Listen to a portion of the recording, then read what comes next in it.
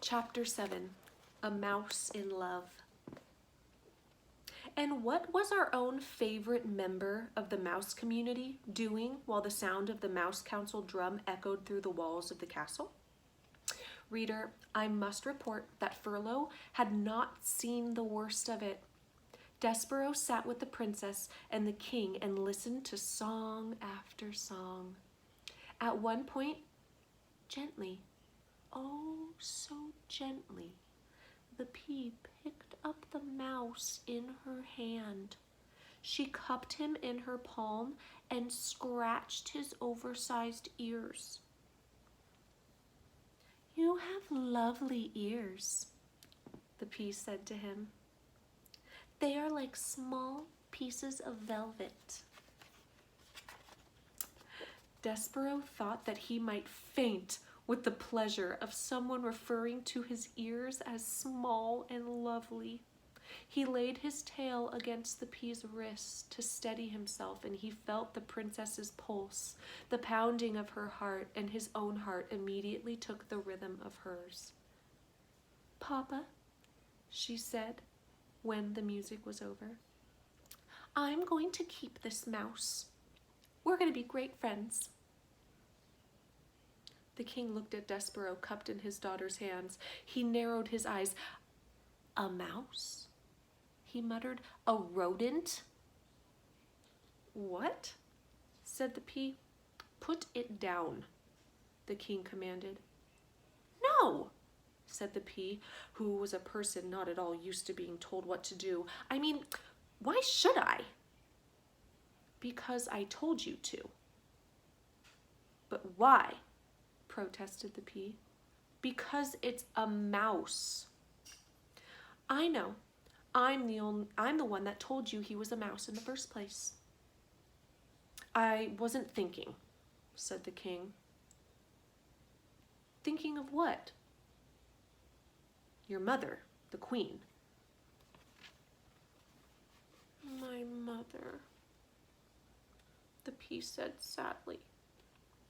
"Mice are rodents," said the king.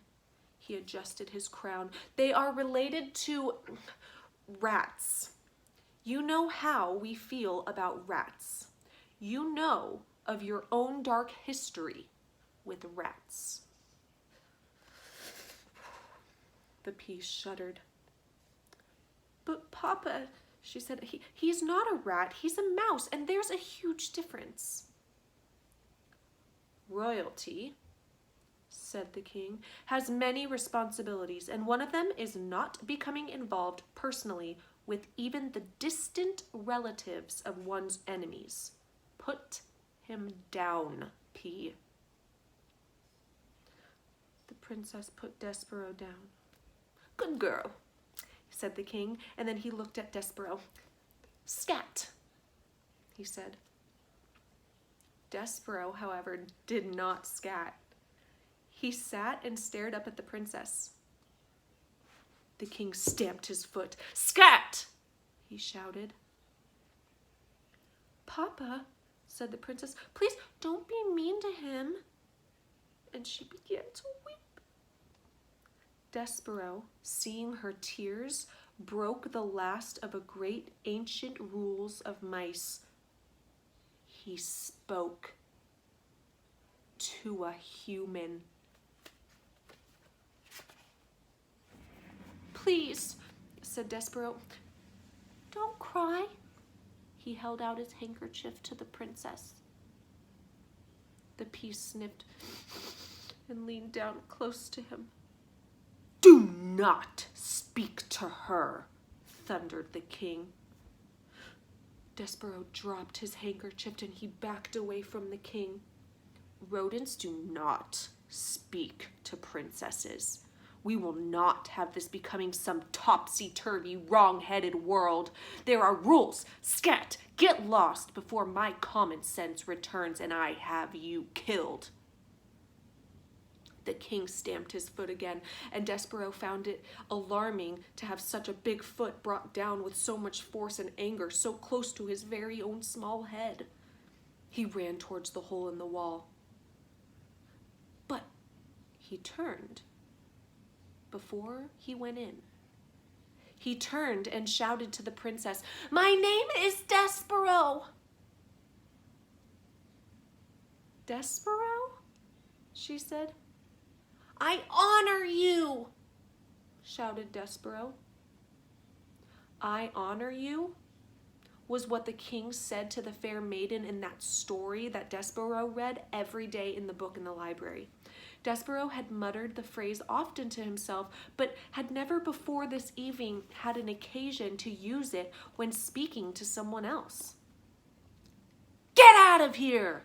shouted the king, stamping his foot harder and then harder still, so it seemed as if the whole castle, the very world, were shaking. "Rodents know nothing of honor." Desperaux ran into the hole, and from there he looked out at the princess. She had picked up his handkerchief, and she was looking at him, right directly into his soul. "Desperaux," she said. He saw his name on her lips. "I honor you," whispered Desperaux. "I honor you." He put his paw over his heart, and he bowed so low that his whiskers touched the floor. He was, alas, a mouse deeply in love.